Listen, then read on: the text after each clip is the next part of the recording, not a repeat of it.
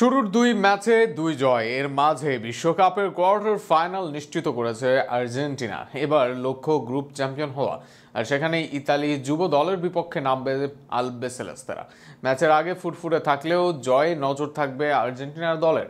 বিশ্বকাপে আর্জেন্টিনা ও ইতালির ম্যাচ নিয়ে বিস্তারিত থাকছে প্রতিবেদনে। চিরপ্রতিদ্বন্দ্বী ব্রাজিল দল আছে নকআউটে যাওয়ার সমীকরণ নিয়ে। সেক্ষেত্রে নিজেদের ম্যাচ তো বটেই, অন্য ম্যাচের দিকেও চেয়ে থাকতে হবে তাদের। অপরদিকে বড়দের মতো এই জায়গায়ও চিরপ্রতিদ্বন্দ্বী ব্রাজিলকে বেশ ভালোভাবে টেক্কা দিয়েছে আর্জেন্টিনা। চিরপ্রতিদ্বন্দ্বীরা যখন নকআউটের সমীকরণ মেলাচ্ছে, এক ম্যাচ আগেই নকআউটে পা দিয়ে আর্জেন্টিনা দল আছে ফুরফুরে মেজাজে।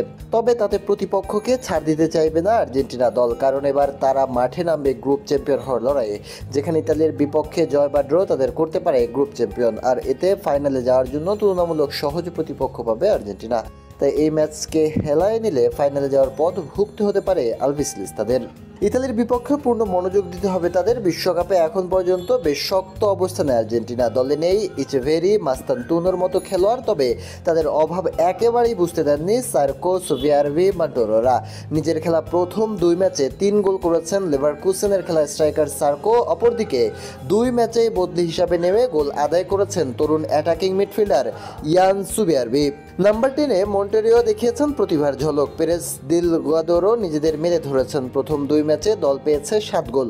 বেশ ভালো ছন্দে এগোচ্ছে তারা। তবে ইতালিও ছাড় দিতে চাইবে না, কেননা এই ম্যাচে জয় পেলে তারাও বসবে গ্রুপ চ্যাম্পিয়নের চেয়ারে, আর হেরে গেলে আছে বিশ্বকাপ থেকে বাদ পড়ার সম্ভাবনাও। কারণ অস্ট্রেলিয়ার বিপক্ষে তাদের জয়টা ছিল মাত্র 1 গোলে। তাই নিজেদের সেরা খেলাটাই উপহার দিতে চাইবে সিনিয়র আসরে 4 বারের বিশ্ব চ্যাম্পিয়ন ইতালির যুবারা। এছাড়া গত ফিফা বিশ্বকাপে রানার আপ হয়েছে ইতালি, সেটাও আর্জেন্টিনার মাঠে। যে আসরে ফাইনালেও উঠতে পারেনি আর্জেন্টিনা, তাই দল হিসাবে ইতালি যে শক্তিশালী সেটা অনুমান করাই যায়। সব মিলে মুখোমুখি লড়াইয়ে নামবে এই দুই দল আগামী 5 অক্টোবর চিলির ইলিয়াস ফিগায়েরো ব্রেন্দার স্টেডিয়ামে। বাংলাদেশ সময় বিকাল 5টায় মাঠে নামবে তারা। এবার দেখা যাক জয় বা ড্র নিয়ে গ্রুপ চ্যাম্পিয়ন হয় আর্জেন্টিনা, নাকি নিজেদের সর্বশক্তি প্রয়োগ করে আলবিসেলেস্তাদের হারিয়ে দেয় আজুরিরা।